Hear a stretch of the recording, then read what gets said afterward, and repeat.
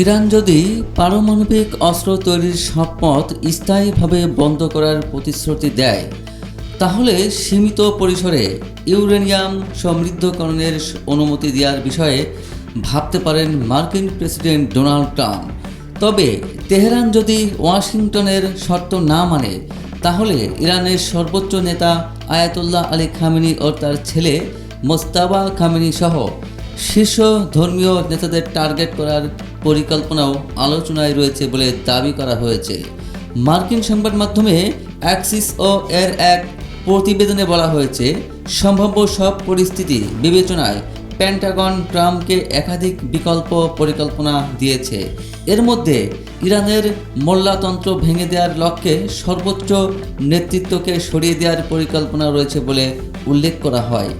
ট্রাম্পের ঘনিষ্ঠ এক উপদেষ্টা জানিয়েছেন, প্রেসিডেন্ট এখনও কোনো চূড়ান্ত সিদ্ধান্ত নেননি এবং সব বিকল্পই খোলা রয়েছে। এক উচ্চপদস্থ মার্কিন কর্মকর্তা বলেন, ট্রাম্প এমন একটি চুক্তি চান যা রাজনৈতিকভাবে সফল হিসেবে দেশের জনগণের কাছে উপস্থাপন করা যাবে। একই সঙ্গে তিনি সতর্ক করে বলেন, ইরান যদি গ্রহণযোগ্য প্রস্তাব না দেয়, তাহলে যুক্তরাষ্ট্রের ধৈর্যের সীমা শেষ হয়ে যেতে পারে।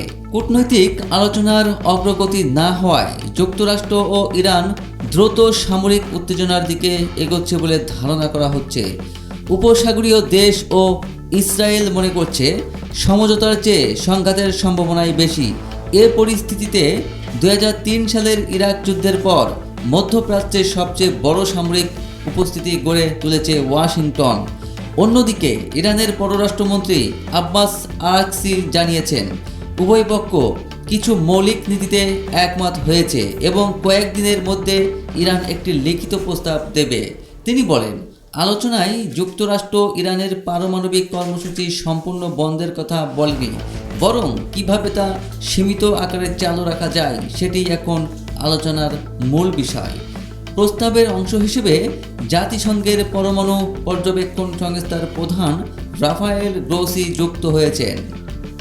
এতে জাতিসংঘের পরিদর্শকদের ইরানে প্রবেশের অনুমতি দেওয়া এবং ক্ষতিগ্রস্ত সমৃদ্ধ ইউরেনিয়াম অপসারণের মতো প্রযুক্তিগত ব্যবস্থাও অন্তর্ভুক্ত থাকতে পারে।